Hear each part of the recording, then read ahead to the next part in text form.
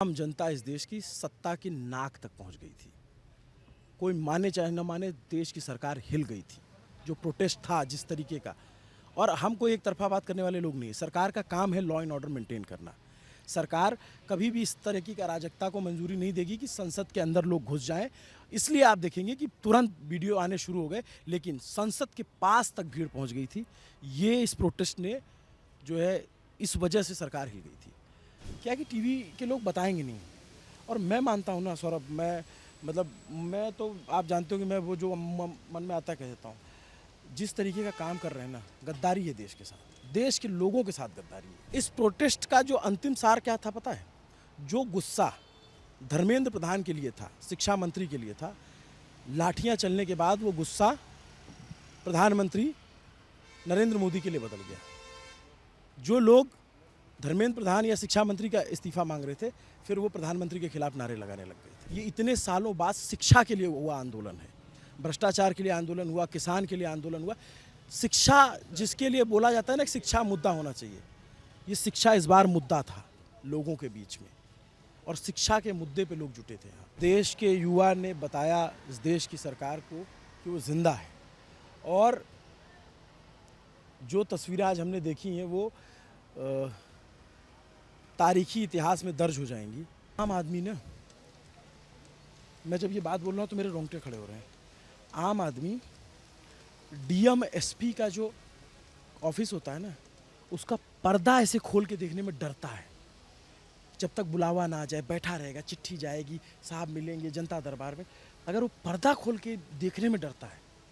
आज सोचो कि छोटे बच्चे आईजी लेवल के आईपीएस अधिकारी से लड़ जा रहे थे कि मैम आपके बच्चे नहीं हैं क्या? का अहंकार जनता की भावना से बड़ा नहीं हो सकता। मुझे नहीं पता कि कितने लोग इस इतने लंबे वीडियो को देखेंगे, लेकिन हम पूरा सच कह कर रहेंगे जो हमने देखा है। रात के 10:30 बज रहे हैं। 20 जुलाई तारीख है। ये वो तारीख है जिसका पूरी दिल्ली नहीं पूरे देश को इंतज़ार था कि जो कॉकरोच जनता पार्टी का प्रोटेस्ट और संसद मार्च का ऐलान है उस दिन क्या होने वाला है। तो आज सुबह से ही, बल्कि कल रात से ही हमारी टीम, न्यूज़ पिंच की टीम, मैं, अभिनव, सुल्तान, हमारी पूरी टीम डटी हुई थी। और जो आज हुआ, सुबह हज़ारों की संख्या में नौजवान पहुँचे। उसके बाद प्रोटेस्ट दिन भर हुआ, संसद मार्च, संसद की तरफ जाने के प्रयास होते रहे। उसके बाद संसद की तरफ कुछ लोग पहुंच भी गए, जहां पर आंसू गैस से गोले छोड़े गए, तमाम सख्ती की। उसके बाद अचानक से तितर बितर करने के लिए, यहां प्रोटेस्ट पूरी तरीके से ख़त्म करने के लिए पुलिस की तरफ से प्रयास हुए, जिसके बाद आगे जो कनॉट प्लेस है वहां पर भारी मात्रा में हिंसा हुई, भारी मात्रा में आंसू गैस से गोले छोड़े गए, पुलिस की तरफ से कार्रवाई की गई, सामने से पथराव हुआ। काफ़ी कुछ ऐसा हुआ जो हमने अपनी आंखों से देखा, काफ़ी कुछ ऐसा है जो आपको दिखाया बताया जा रहा होगा। तो हमने सोचा कि इस वीडियो में हम आपको वो सब बताएं जो हमने देखा, जो हमने जाना और समझा, और आगे क्या होने वाला है उसके बारे में हमारा क्या ख्याल है। मेरे साथी अभिनव लगातार जुटे हुए थे। शुरुआत अभिनव से ही करते हैं। अभिनव, जो हुआ आज सबसे करीब से आपने देखा, और उसका जो प्रकोप है नौजवानों के साथ आपने झेला भी, आंसू गैस के गोले का प्रकोप भी झेला, और पथराव से बचते हुए कैसे निकल के आए थे लोगों ने देखा। लाठी भी लगी। लाठी भी लगी। देखिए, पहली बात यही बोलूँगा कि जो देश के युवाओं को इतने दिन से कोसा जाता है कि देश का आज का जो युवा है वो सोता है, उठता है, गाने वाने सुनता है, 2 जीबी डाटा खर्च करता है और ख़त्म हो जाता है। देश के युवा ने बताया इस देश की सरकार को कि वो ज़िंदा है, और जो तस्वीरें आज हमने देखी हैं वो तारीखी इतिहास में दर्ज हो जाएंगी। क्योंकि दिल्ली पुलिस और दिल्ली की सरकार, केंद्र की सरकार, ये असेसमेंट नहीं कर पाई थी कि इतनी भीड़ आ जाएगी। जो भीड़ आई थी उसमें अब मैं ये कहने की स्थिति में हूँ कि 90% से 80% कॉमनर थे, आम लोग थे। और जो ये लाठियाँ चली हैं, जिनके चमड़ियों पे लाठियाँ चटकी हैं, उनको ये सालों तक याद रहने वाला है, सालों तक याद रहने वाला है। और जो मंज़र हमने देखा है, जिस तरीके से, मैं एक वीडियो में अभी अलग से भी मैं एक वीडियो करूंगा तो उसमें और डिटेल से बताऊंगा, लेकिन मैं इसमें थोड़ा बता देता हूं कि अब जैसे टीवी पे नैरेटिव बनाया जाएगा कि गाड़ी तोड़ी, पथराव हुआ, ये सब कुछ आखिर में हुआ है। ऑल द डे पुलिस लाठी चलाती रही, भीड़ को तितिर बितिर करती रही, बहुत पीटा, लेकिन हिंसा नहीं हुई। और डिनाई भी करती रही पुलिस लगातार कि नहीं कुछ हुआ है, कोई हिंसा नहीं हुई तो है, हमारे कोई कैमरे पे दर्ज हुआ सारा, तब जो है पुलिस ने फिर उसके बाद कोई ट्वीट नहीं किया उस तरीके का, क्योंकि हमारे कैमरे पे तो सब लाइव दर्ज था। तो जो प्रचार किया जाएगा, देखिए हमने सबसे पहले दिखाया हिंसा हुई है। आज देश भर में जो वीडियो चल रहा है वो हमारा वीडियो चल रहा है, कोई और नहीं था वहाँ पे। जब आंसू गैस के गोले चल रहे थे तो मैं वहाँ पे था, असद वहाँ पे था मेरा साथी, और कोई मीडिया नहीं था। तो आज जो भी वीडियो चल रहा है वो हम किसी भी तरीके की हिंसा का सपोर्ट नहीं करते, और आप वो वीडियो देखेंगे तो उसमें मैं मना कर रहा हूँ कि ये क्या कर रहे हो तुम लोग। लेकिन वो सबसे आखिर में हुआ जब सैकड़ों राउंड आंसू गैस के गोले चलना शुरू हुए।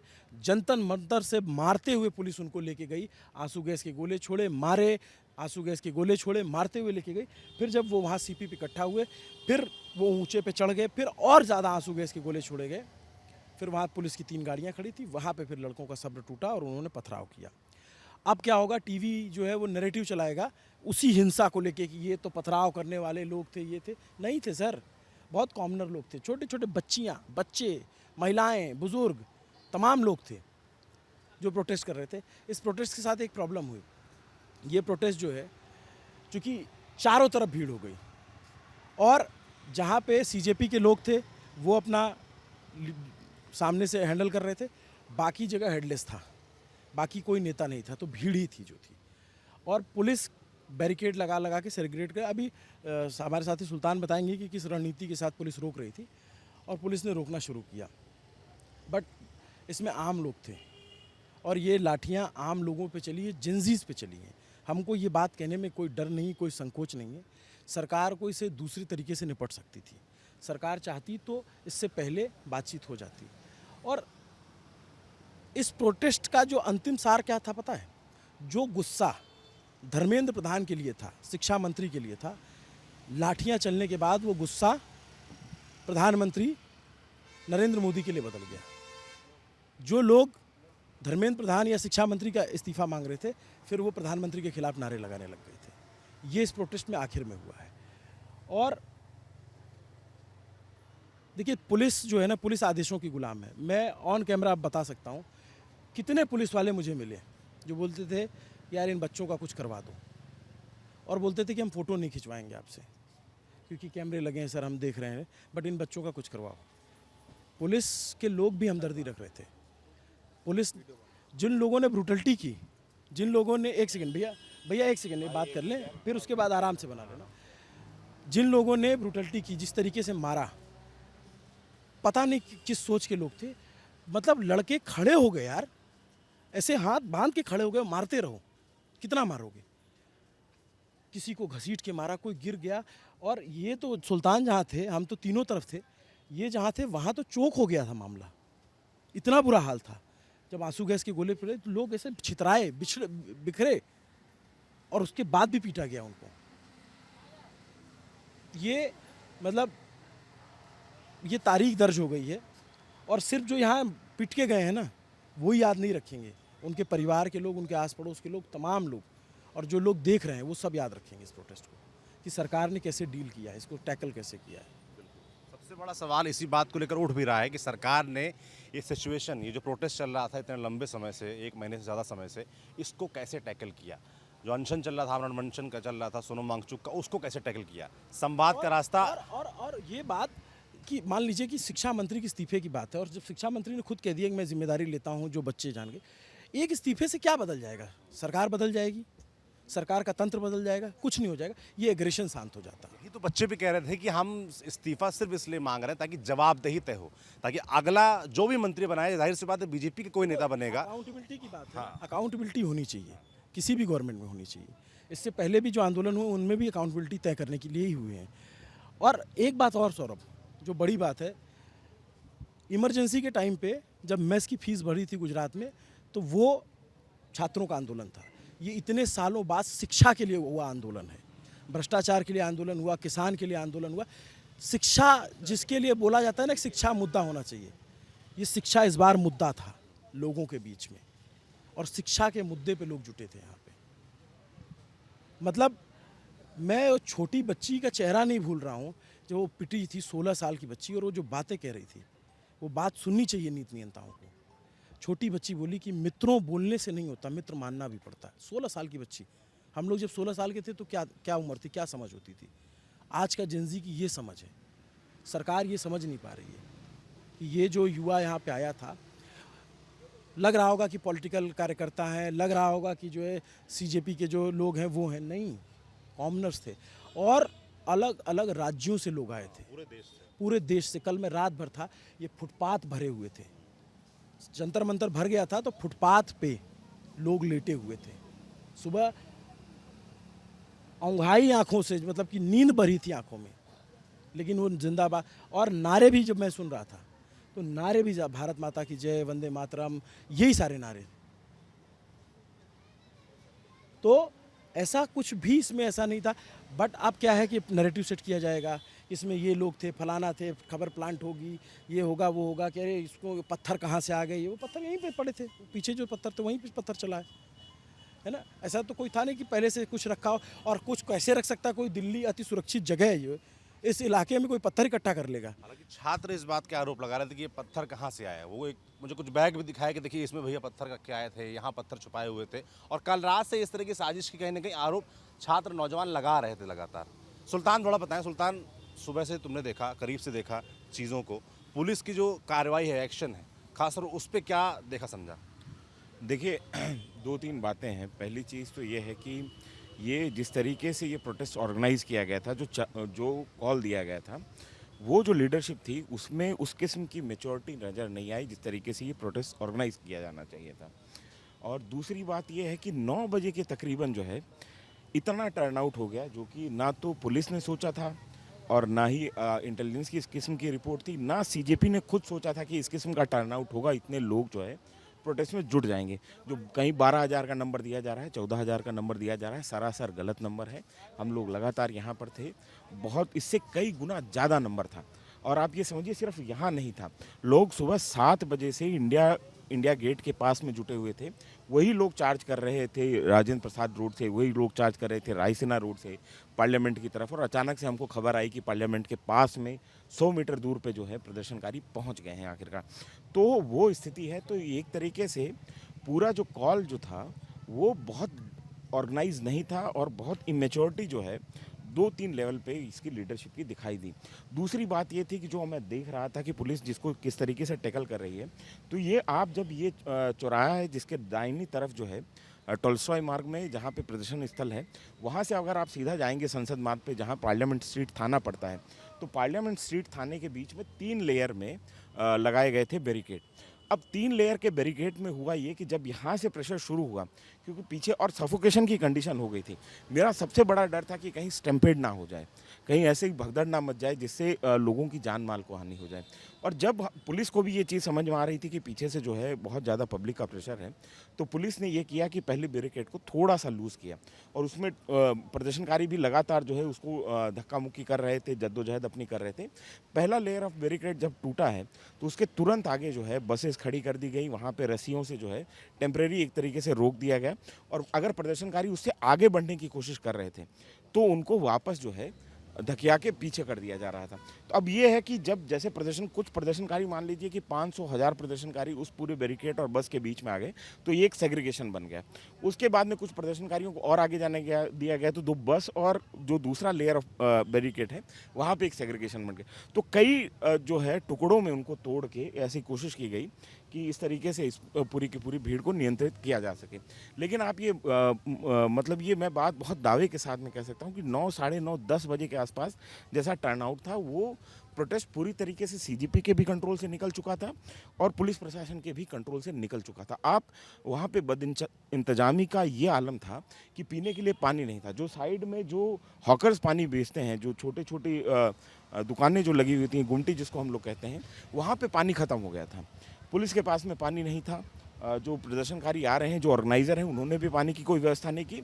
और आप भरोसा रखिए 10 मिनट में मेरे सामने 50 लोग जो हैं डिहाइड्रेट होकर आए। एक एम्बुलेंस के सामने उनको रखा गया और वहाँ पे भी उनको पानी पिलाने के लिए, जो एम्बुलेंस थी उसमें कोई भी मेडिक नहीं था, कोई भी मेडिकल असिस्टेंस उनको देने वाला नहीं था। और ये स्थिति बनी कि वहाँ सड़क पे जो है दसियों लोग जो है डिहाइड्रेट होकर लेटे हुए हैं, उनको पिलाने के लिए पानी नहीं, लोग इधर उधर पानी करते हुए भाग रहे हैं। तो अगर ऐसी कोई इमरजेंसी है तो उसको पूरी तरीके से टैकल करने के लिए ना तो प्रशासन तैयार था, ना सीजेपी तैयार था। और उन्होंने, जब मैं बाद में गया, जब मैं संसद का प्रदर्शन कवर कर रहा था, तो संसद का प्रदर्शन कवर करते हुए मेरे को ये समझ में आया कि जो दो रोड्स हैं संसद में, राजेंद्र प्रसाद रोड और रायसीना रोड जो है, इन दोनों रोडों को ब्लॉक किया गया। फिर वहाँ पे जो है, जब बिल्कुल संसद के करीब आ गए, मेरे को अच्छी तरीके से याद है 2012 का निर्भया केस जो था, उसके बाद जो आंदोलन हो रहा था, उस समय की स्थिति ये थी कि निर्भया केस के दौरान ये स्थिति बनी थी कि अचानक से जो है छात्र, कुछ जेएनयू के छात्र थे, कुछ और प्रदर्शनकारी थे, वो चढ़ते चढ़ते रायसीना हिल चले गए, क्योंकि किसी ने ये उम्मीद ही नहीं की थी कि कुछ प्रदर्शनकारी जो है रायसीना हिल पे चले जाएंगे। और फिर वहाँ पे वाटर कैनन जो है चलाई गई, क्योंकि बहुत सेंसिटिव इलाका था।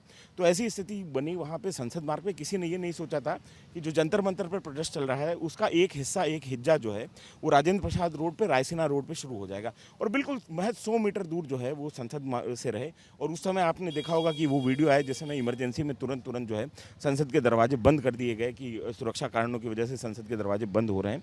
और वहाँ से जो है फिर उन्होंने आंसू गैस के गोले जो है छोड़ने शुरू किए और किसी तरीके से भीड़ को नियंत्रित करना शुरू किया। और मैं इसमें एक चीज़ जोड़ना चाहूँगा। मैं सारी बात सुन रहा था, इस सारी बातों का क्रक्स एक है सौरभ, ये जो निर्भया का केस बता रहे थे, तब भी उसमें जेएनयू के स्टूडेंट भी थे और आम जनता भी बहुत थी। सब जानते हैं निर्भया में आम लोगों का सैलाब टूटा था। तब के बाद अब आम जनता इस देश की सत्ता की नाक तक पहुंच गई थी। कोई माने चाहे न माने, देश की सरकार हिल गई थी। जो प्रोटेस्ट था जिस तरीके का, और हम कोई एक तरफा बात करने वाले लोग नहीं। सरकार का काम है लॉ एंड ऑर्डर मेंटेन करना। सरकार कभी भी इस तरह की अराजकता को मंजूरी नहीं देगी कि संसद के अंदर लोग घुस जाएं। इसलिए आप देखेंगे कि तुरंत वीडियो आने शुरू हो गए, लेकिन संसद के पास तक भीड़ पहुंच गई थी। ये इस प्रोटेस्ट ने जो है, इस वजह से सरकार हिल गई थी। लॉ एंड ऑर्डर मेंटेन करना, अराजकता न फैलने देना सरकार का काम है। सरकार उसको अपने तरीके से करेगी। लेकिन सवाल ये कि नौबत क्यों आई, ये नौबत क्यों आई यहाँ तक। और मैं फिर वही कहूँगा कि जो गुस्सा धर्मेंद्र प्रधान के इस्तीफे तक सीमित था, प्रोटेस्ट खत्म होते होते जिनकी चमड़ियों ने उस चटक को महसूस किया है, वो प्रधानमंत्री के खिलाफ गुस्सा हो गया। क्योंकि लोग ये मान रहे थे कि बिना प्रधानमंत्री की इजाज़त के ये इस तरीके की कार्रवाई नहीं हो सकती है। तो ये एक बहुत बड़ा लेसन है, बहुत बड़ी बात है, और इसको लोग याद रखेंगे, इसको लोग भूलेंगे नहीं। मतलब भीड़ हट गई है, लेकिन लोग वो आग अपने दिलों में लेकर के गए हैं। सबको ध्यान रखना चाहिए कि ये जो आंदोलन था वो सोशल मीडिया के ज़रिए शुरू हुआ, इंस्टाग्राम के ज़रिए शुरू हुआ। और शुरुआत आप जब याद करो, अभिजीत दीप के यहाँ पर आए, पहले दिन भीड़ थी, दूसरे तीसरे दिन से भीड़ छटने लगी। तो हाँ। अभिजीत दीपके को लिए शुरू में कोई समर्थन नहीं था। आप शुरू से आते थे, हम लोग भी देखते थे, लेफ्ट के लोग होते थे और कुछ लोग होते थे उनके समर्थक वो आते थे। सोनम वांगचुक को जिस तरीके से उठाया गया, उसके बाद लोगों में, और सोनम वांगचुक की जब तबीयत खराब होने की खबरें आना शुरू हुई, उसका सिलसिला शुरू हुआ, उसके बाद से फिर लोग इमोशनल होना शुरू हुए। मेरे समझो ऐसे कि मैं एक उदाहरण समझाऊं, बारिश हो रही है, अब हमको अंदर चलना पड़ेगा। एक उदाहरण समझो कि एक 20-21 साल की लड़की इलाहाबाद से, उसके जेब में 20 रुपए थे। सोनम वांगचुक को जब उठाया गया जनरल डिब्बे में बैठ करके, जीवन में पहली बार वो दिल्ली आई। ऐसे अनगिनत एग्जाम्पल दिखे यहाँ पर, आप यकीन मानिए इस बात को। अनशन जो है हमारे यहाँ पे, अनशन का एक दर्शन है पूरा। मतलब वो जैन मत में भी एक संथारा का दर्शन है, हमारे यहाँ पे हठ योग में भी अनशन होता है। गांधी जी ने उस अनशन का राजनीतिक प्रयोग किया सबसे बेहतरीन तरीके से, और उसके बाद से अनशन जो है इस देश में सबसे कारगर राजनीतिक हथियार रहा है। इस बात को आगे बढ़ाएंगे, मुझे लगता है थोड़ा ब्रेक ले लेते हैं क्योंकि बारिश हो रही, कैमरा में डिस्टर्बेंस होगा। एक ब्रेक लेते हैं, आगे आपको पूरी बात कंटिन्यू करेंगे इस पर। तो बाहर बारिश हो गई थी, इसलिए हम थोड़ा शेड में आ गए हैं। सुल्तान अनशन के दर्शन के बारे में बता रहे थे, वहीं से कंटिन्यू करते हैं। हाँ, तो अनशन इस देश में एक दर्शन रहा है। चाहे हमारे यहाँ पे जो घर में महिलाएं हैं वो व्रत पे रहती हैं, हमारे यहाँ पे कई लोग आस्था से व्रत में रहते हैं, भगवान को मनाने के लिए व्रत में रहते हैं। संथारे का कंसेप्ट है जैन समाज के अंदर, उसके अलावा हठ योग का कंसेप्ट है हिंदू समाज के अंदर। तो एक पूरा दर्शन है अनशन को लेकर, और उसका राजनीतिक इस्तेमाल जो है वो जिस तरीके से महात्मा गांधी ने किया, वो सबसे कारगर राजनीतिक हथियार था, जो दुनिया के सबसे बड़े साम्राज्य के खिलाफ जो है उन्होंने इसका इस्तेमाल किया। तो भूख हड़ताल जो है हमारे यहाँ पे हमेशा, कोई किस देश का नैतिक टर्पिट्यूड ये है कि वो किसी को, सरकार के खिलाफ बैठे हुए किसी आदमी को भूखे मरते हुए नहीं देख सकता है। और यही कार कर गई चीज़। और जब दिन हुए सोनम वांगचुक के अनशन को, और जब उनकी पिक्चर्स आना शुरू हुई, उसके बाद में एक ग्रेविटी जो है पूरे अनशन में बनना शुरू हुई और पूरे आंदोलन में बनना शुरू हुई। और उसके बाद में 19 तारीख को जिस तरीके से सरकार ने उनको ज़बरदस्ती जो है जबरिया उनको डिटेन किया, उनका इलाज कराया और उन तमाम तरीके की बातें उन्होंने कही, लेकिन इसके बावजूद जो है उस पूरे के पूरे घटनाक्रम ने इस पूरे के पूरे आंदोलन को एक तरीके से गुरुत्व दे दिया, एक ग्रेविटी दे दी, और जिसके बाद में इस तरीके का टर्नआउट हुआ।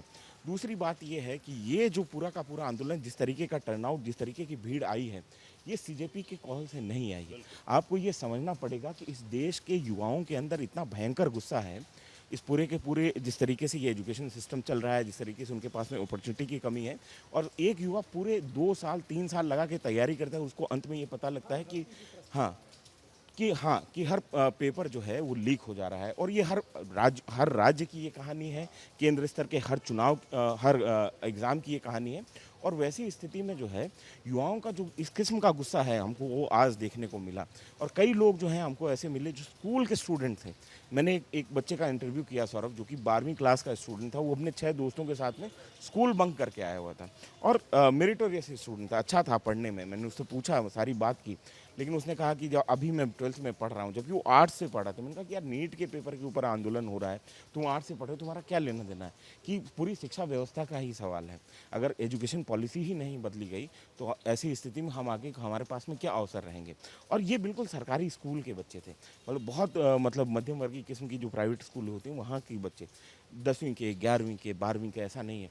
और एक लड़का एक प्रदर्शनकारी मेरे को मिला जो कि 28 घंटे की जर्नी करके आ रहा था, मतलब 28 घंटे की जर्नी जनरल डब्बे में करके आना किसी प्रदर्शन के लिए। तो ये स्पॉन्टेनियस किस्म का जो टर्नआउट हुआ, इसकी उम्मीद ना तो सीजेपी को थी, ना इंटेलिजेंस ब्यूरो के पास में इस किस्म की कोई इत्तला थी, ना दिल्ली पुलिस के पास में इससे।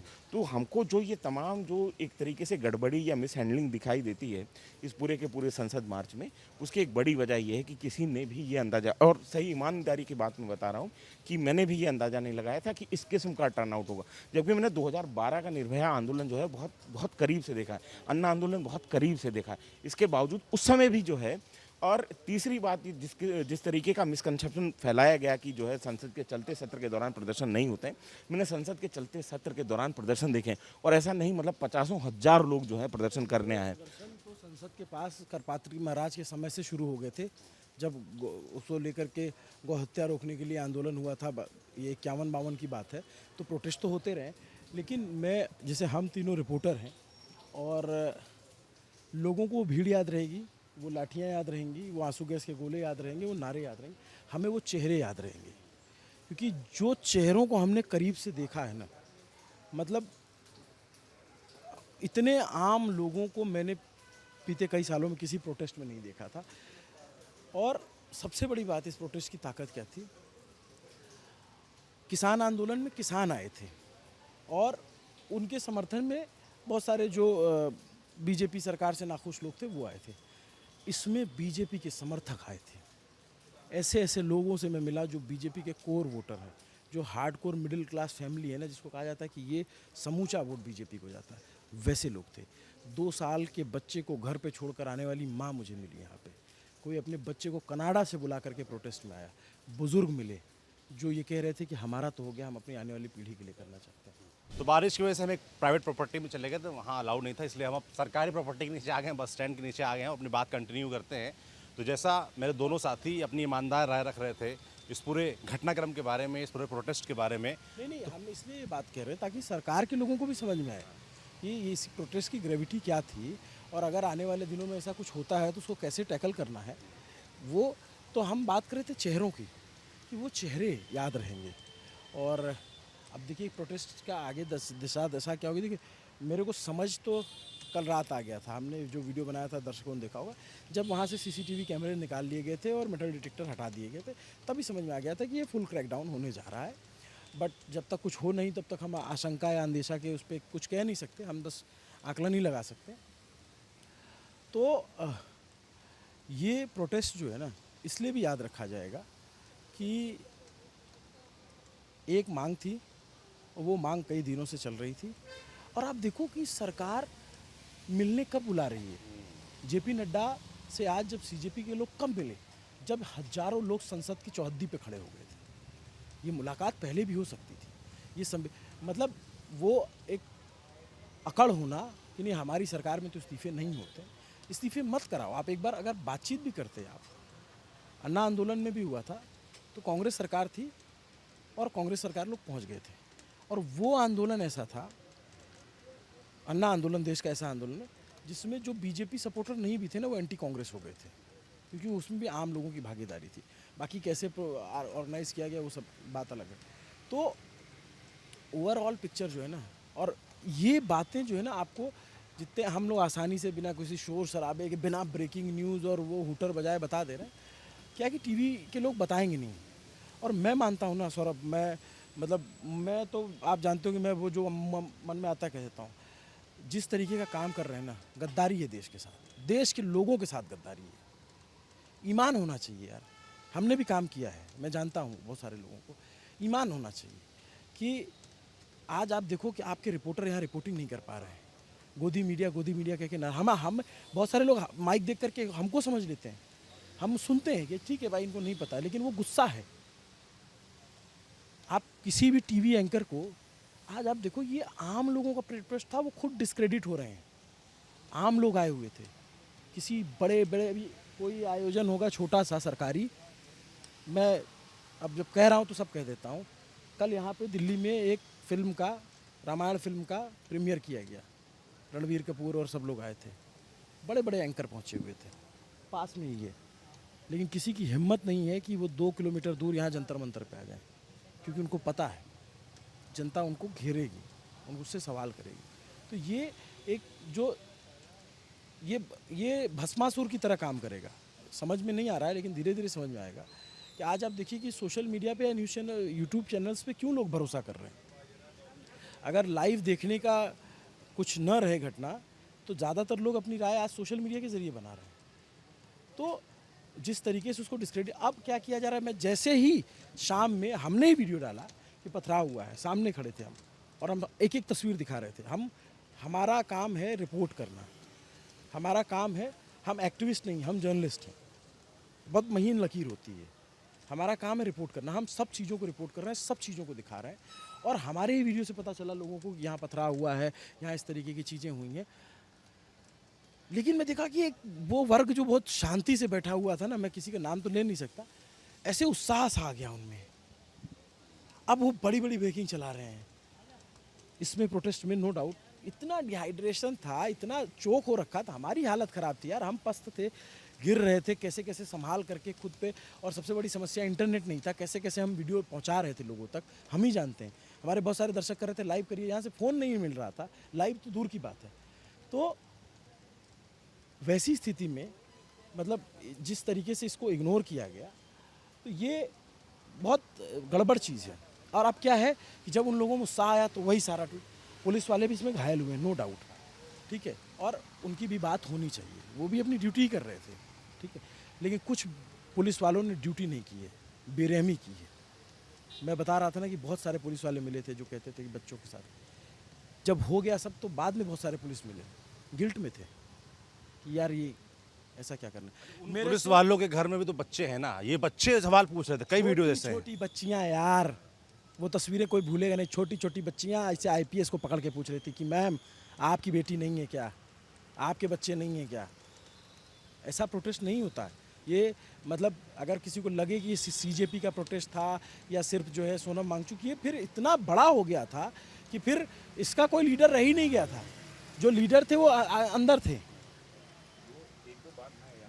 और जोड़ना चाहता हूं कि दरअसल ये जो प्रोटेस्ट था, इसमें कोई भी ऑर्गेनाइज्ड या कोई भी ऑर्गेनाइजेशन इसका पार्टिसिपेंट नहीं था, मतलब उस तरीके से कि कोई ऑर्गेनाइज फोर्स हो। स्पॉन्टेनियस प्रोटेस्ट था, लोग एक कॉल सुन के आए थे प्रोटेस्ट करने के लिए। दूसरी बात यहाँ पे ये थी कि शुरुआत जो हुई थी इस प्रोटेस्ट की, वो धर्मेंद्र प्रधान के इस्तीफे को लेकर हुई थी, लेकिन जिस तरीके से दिल्ली पुलिस ने क्रैकडाउन किया, उसके बाद में मैंने ये देखा कि 3-4 बजे तक पूरे प्रोटेस्ट में एक ही नारा लग रहा था, दिल्ली पुलिस हाय हाय, और लगातार लोगों की शिकायत, क्योंकि ज़्यादातर जो प्रोटेस्टर थे, ज़्यादातर जो प्रदर्शनकारी थे, उनके जीवन का बहुत ये चांस है, बहुत ये संभावना है कि पहला इस किस्म का राजनीतिक प्रोटेस्ट हो, और उन्होंने इस किस्म की पुलिस ब्रुटैलिटी या इस किस्म का जो है पुलिस का हार्ड हैंडेडनेस जो है वो पहली बार देखा हो, कि उनका पहली बार मुठभेड़ हुई हो कि पुलिस इस तरीके से मारती है, इस तरीके से लाठी चलाती है, और वो उनको अवाक कर गया, वो शॉक्ड थे।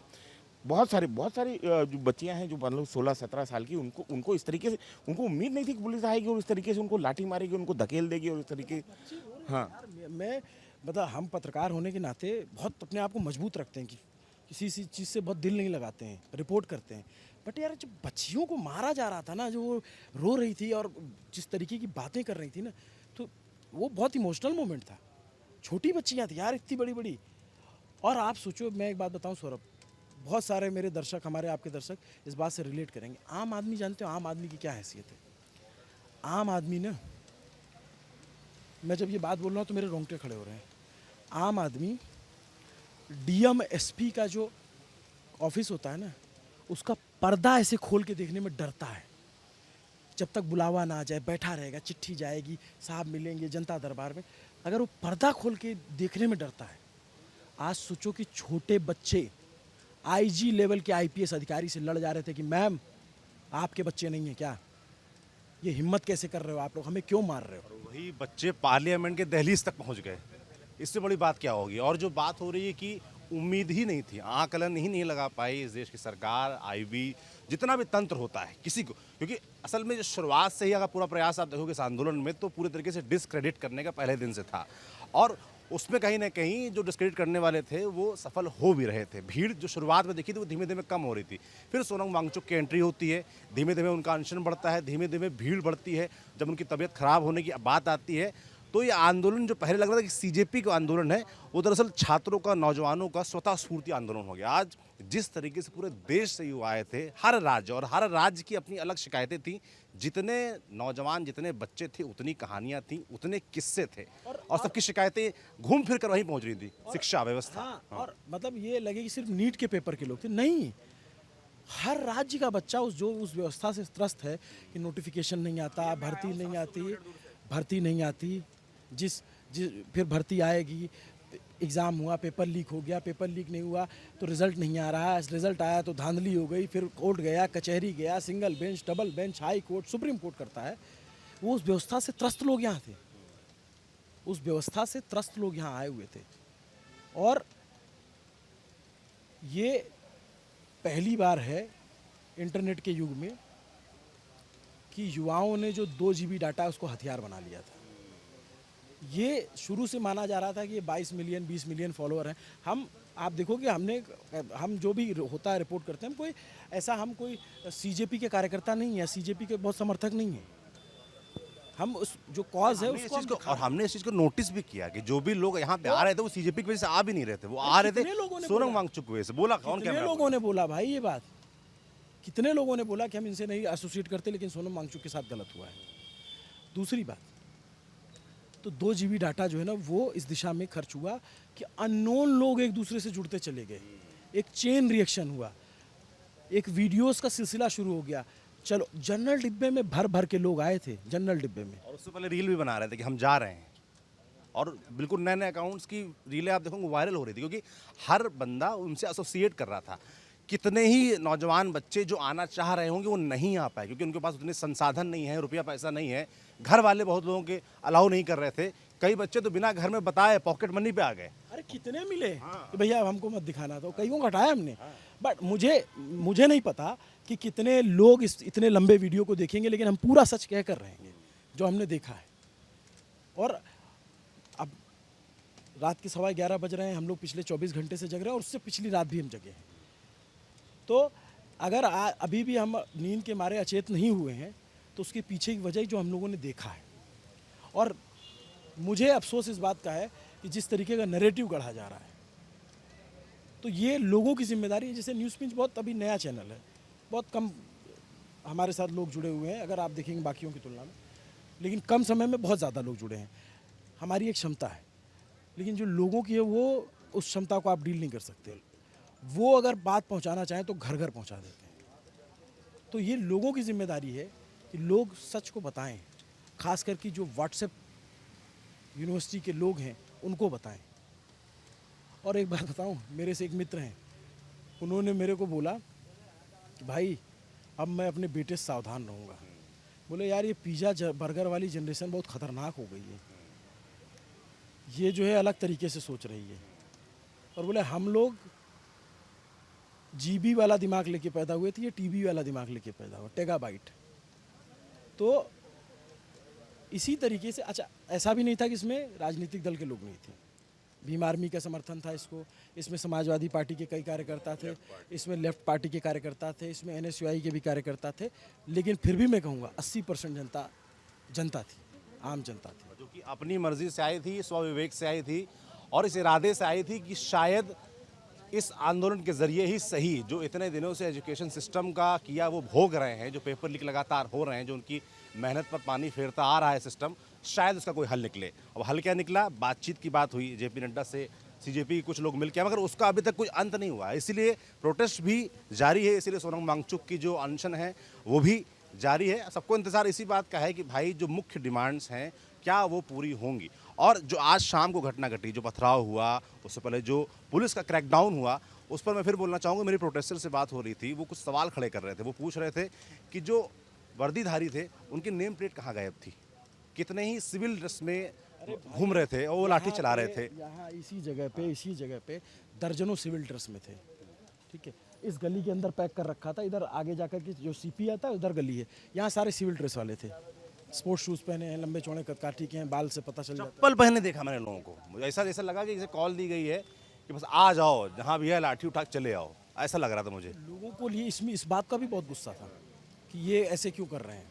और लोगों ने ये भी सवाल पूछा, आरोप ये भी लगाए कि जो पत्थर चलाने वाले थे क्या वो अराजक तत्व थे, क्या वो बाहरी थे, क्या प्रोटेस्टर्स में नहीं थे। इसको लेकर भी एक भारी कंफ्यूजन दिखा। लेकिन उसमें प्रोटेस्ट करने वाले थे, मैं वहाँ मौजूद था, प्रोटेस्ट करने वाले लड़के थे।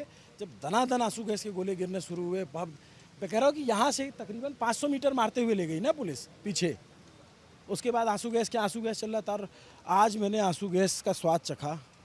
एक वक्त के लिए लगा था, आपके चेहरे पे दिख रहा है, मतलब एक वक्त के लिए लगा था कि जान निकल जाएगी। मैं उधर जब आंसू गैस गिरे तो मैं कोने में भागा कि एक कोना पकड़ लेता हूँ, तो एक दीवार थी और एक कोना था। और मेरी बदकिस्मती कि वहाँ 3-4 आंसू गैस के गोले एक साथ गिरे और मैंने गमछा ले रखा था और गंदे पानी में मैंने डुबा के रखा था कि उससे बचने के लिए। भाई मैंने पूरा मुंह ढक लिया, लेकिन कुछ समय के लिए लगा कि प्राण निकल जाएगा क्या। मतलब मैं आँख बंद करके भागा हूँ कि इससे कैसे दूर पहुँच जाऊँ, मैं इस धुएँ से कैसे दूर पहुँच जाऊँ। तो ये जब मैंने महसूस किया तो शायद ये इरिटेशन हुई वहाँ पे।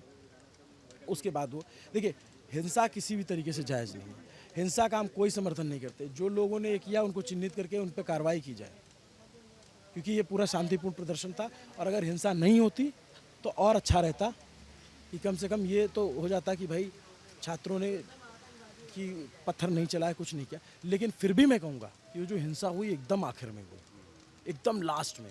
जो शुरू में हुआ थोड़ा बहुत छिटपुट पुलिस से धक्का मुक्की, उन्होंने पुलिस से बचने के लिए क्या, सुल्तान ने बहुत सारे बाद में मैंने ये चीज़ नोटिस की कि वहाँ जब पथराव हो गया उसके बाद प्रोटेस्टर्स के ही बीच से तमाम नौजवान उनको रोक रहे थे कि मत करो, मत चलाओ पत्थर, और उन्होंने रोका, रिक्वेस्ट की बहुत ज़्यादा मैंने देखा। उनके खुद भी पत्थर पड़ रहे थे मगर वो खड़े थे, रोक रहे थे।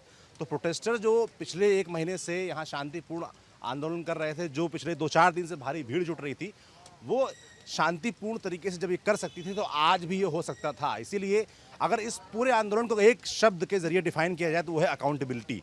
सरकार की अकाउंटेबिलिटी एजुकेशन को लेकर, प्रशासन की अकाउंटेबिलिटी जो आज लॉ एंड ऑर्डर फेलियर हुआ उसको लेकर, उनके आकलन को लेकर अकाउंटेबिलिटी, ऐसे तमाम सवाल हैं। एक जवाबदेही एजुकेशन को लेकर जो सरकार से मिलनी थी वो तय नहीं हो पाई और नए कई सवाल पैदा हो गए हैं जिनके जवाब मिलने अभी बाकी हैं। एक बात और सौरभ मैं लास्ट में करूँगा कि अगर इस तरीके की रिजिडनेस है तो इसे अहंकार की श्रेणी में रखा जाएगा कि सत्ता को संख्या बल का अहंकार हो गया है।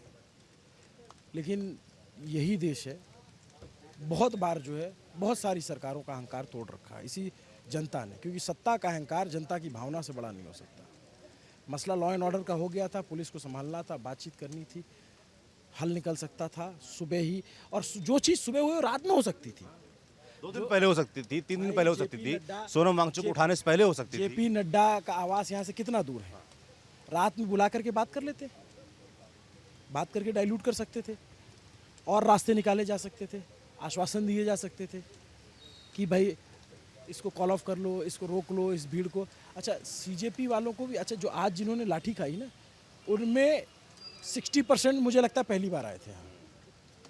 गलत कह रहा हूँ मैं? ज़्यादातर लोगों का पहली मुठभेड़ है दिल्ली पुलिस के साथ में या इस किस्म की किसी भी पुलिस फोर्सेस के साथ में, इस किस्म के किसी भी राजनीतिक प्रोटेस्ट के साथ में। तो ये स्थिति है, उसकी वजह से ज़्यादा शॉक जो है, मतलब अगर कोई मजा हुआ पार्टी का अगर कार्यकर्ता है तो उसको समझ में आता है कि पुलिस इस तरीके से कार्रवाई करती है। ऐसा होता है इस किस्म के प्रदर्शनों में, अगर आप बैरिकेड तोड़ेंगे तो पुलिस की लाठी भाजी जाएगी। लेकिन जब वो यहाँ पे बच्चे आए हुए थे 17, 18, 19, 20 साल के, उनके लिए ये बिल्कुल नया था और उन्होंने ये सोचा कि इतनी हमारी भीड़, हम जा रहे हैं, अपनी मांग है, हमारी हक की मांग है, हम लेने जा रहे हैं और उसकी मांग रखने जा रहे हैं, तो उसमें गलत क्या है? तो ये बेसिक सवाल जो है यहाँ पे। और बिल्कुल दोपहर में जो पहला लाठीचार्ज हुआ वो पीछे हुआ, जंतर मंतर जहाँ स्टेज था वहाँ से पीछे, जब चंद्रशेखर जो सांसद हैं और महुआ मोइत्रा निकले तो भीड़ उनको जो है उनके पीछे पीछे गई, बैरिकेड तक पहुंची, पुलिस ने उनको पीछे ढकेलने की कोशिश की, फिर थोड़ा बहुत टसल हुआ। पहला लाठीचार्ज वहाँ हुआ, पहला, ये सुबह के करीब 11 बजे, 10-11 बजे के आसपास। लेकिन जो दूसरा लाठीचार्ज हुआ इधर पे, इतना बुरा हुआ। क्रैकडाउन ही था ना कि पूरा खाली कराना है। नहीं, वो तो शाम वाला नहीं, जो दूसरा हुआ जिसमें सर फटे और वो हुआ। सौरभ, एक बिल्डिंग थी, अब मुझे उस बिल्डिंग का नाम नहीं पता है, कंस्ट्रक्शन अभी उस पर चल रहा था, हरे पर्दे लगे हुए हैं, उस बिल्डिंग के अंदर से भीड़ आना शुरू हुई। भाई पुलिस ने जो मारा है, पूरी तरीके से मारा है, और उसके 2 मिनट बाद हम और सुल्तान वहीं पे थे, दोनों लोग। भीड़ आई और पूरी तरीके से मारा, जिसको थप्पड़ से मार सकते थे थप्पड़ से मारा, जिसको डंडे से मार सकते थे डंडे से मारा, जिसको धक्का दे सकते थे धक्का दिया। लेकिन 3-4 मिनट बाद उसी रास्ते से फिर भीड़ को आने दिया और फिर भीड़ वहाँ पे आके बैठी। तो मैं ये सोच रहा था कि यार क्यों मारा। सौरभ, जीवन बीमा निगम की बिल्डिंग थी, उस पेड़ पे प्रदर्शनकारी चढ़ गए और उनको जो है लगातार डंडों से पीटा जा रहा था कि मतलब ये स्थिति वहाँ पे बनी हुई थी। तो लोगों को समझ में नहीं आ रहा था जिस तरीके का क्रैकडाउन था कि वो किधर जाए, उनको रास्ता नहीं मिल रहा था कि अब हम आके ऐसे यहाँ पे फंस गए हैं। और वहाँ पे मेरे को सबसे ज़्यादा एक चीज़ का डर लगा था, स्टैम्पेड का, कि वहाँ पे किसी किस्म की भगदड़ ना हो जाए। तो ये वहाँ पे प्रदर्शन की स्थिति। बिल्कुल। आप, मैं आखिर में एक बात बोलना चाहूँगा कि ना सरकार को ये उम्मीद थी, प्रशासन को ये उम्मीद थी कि इतनी भीड़ आ जाएगी, और ना नौजवानों को ये उम्मीद थी कि जब वो अपने हक की बात करने आएंगे तो उन पर इस तरीके से क्रैकडाउन होगा, लाठीचार्ज होगा, आंसू गैस के गोले छोड़े जाएंगे। इसीलिए जो स्थितियाँ शाम को हुई वो हाथ से बाहर निकल गई। मैं आखिर में एक बात जोड़ूंगा, जो सच था, जितना अभी दिमाग काम कर रहा है, जितना उसमें बताया जा सकता था हमने बता दिया, और इस प्रोटेस्ट में यही हुआ है, यही सत्य है। वो सत्य नहीं है कि सिर्फ एक तरफ की तस्वीर दिखाई जाए, हिंसा हुई, तोड़फोड़ हुई, ये हुआ वो हुआ। पुलिस वाले भी घायल हुए हैं, पुलिस वाले 10 घायल हुए होंगे, 20 घायल हुए होंगे, तो कम से कम नहीं तो हमारी आंखों के सामने तो 200 आदमी घायल हुआ होगा, ठीक है। तो और 200 में बहुत कम संख्या बता रहा हूँ, बहुत ज़्यादा लोग घायल हुए हैं, ठीक है। तो ये सत्य था, हमने बिना किसी झिझक के, बिना किसी डर के, बिना किसी दबाव के सारा सच कह दिया है। अब इस सच को और लोगों तक पहुंचाने की जिम्मेदारी आप लोगों की है कि अगर आप लोग वीडियो को यहाँ तक देख ले रहे हो तो और लोगों को शेयर करो, उनको बताओ कि यहाँ एक्चुअल में हुआ क्या था। आज का पूरा सच हम तीनों ने जो देखा, आंखों देखी, आपको जैसा देखा वैसा बताने का दिन भर भी प्रयास किया, और इस आखिरी वीडियो में भी प्रयास किया। नज़र हमारी इस पूरी घटनाक्रम पर बनी रहेगी। ये देखिए, इनको भी हाथ में चोट आई है। ये पीक टीवी एक चैनल है, उसमें दिख रहा है। ये मुझे लगता है कि असिस्टेंट कमांडेंट हैं RAF की, और सुबह सुबह इन्हीं की तस्वीर हमने डाली थी। ये सबसे आगे मोर्चे पे थी। अच्छा, सुबह ये लोग बहुत नरमी से पेश आ रहे थे, नियंत्रण करने की कोशिश कर रहे थे। ऐसा नहीं था कि शुरू से पुलिस एग्रेसिव थी, नहीं। जब भीड़ बढ़ती गई और प्रेशर बहुत हो गया, लेकिन शाम के वक्त तो फिर भाई साहब बेमुरव्वत हो गई पुलिस, और फिर जो हुआ वो इतिहास में दर्ज हो गया। जो हुआ वो इतिहास में दर्ज हुआ, हमारे आंखों में भी दर्ज हुआ, और कैमरे पे दर्ज करके आप तक भी वो पहुंचा रहे हैं। और मैंने ये भी देखा कि बच्चे एक दूसरे से कितना एसोसिएट कर रहे थे कि जब लाठियां चल रही थी और किसी और के पड़ रही थी तो भी बच्चे देख के रो रहे थे, दुखी दिख रहे थे, उनके चेहरे पर वो भाव दिख रहा था। वो यकीन नहीं कर पा रहे थे कि अपनी जायज़ जो डिमांड है, मांग है, उसको पूरी करने के लिए उनको ये सब झेलना पड़ेगा। जो था वो दिखाया, बताया। अब आपकी जिम्मेदारी है कि इसको और लोगों तक पहुँचाएँ। न्यूज़ प्रिंस देखते रहें। कोई हमारे लिए फीडबैक हो तो वो भी कमेंट बॉक्स में लिखकर ज़रूर बताएं। मैं सौरभ त्रिपाठी हूँ, मेरे साथी विनय सुल्तान, अभिनव पांडे। देखते रहिए न्यूज़ प्रिंस। शुक्रिया।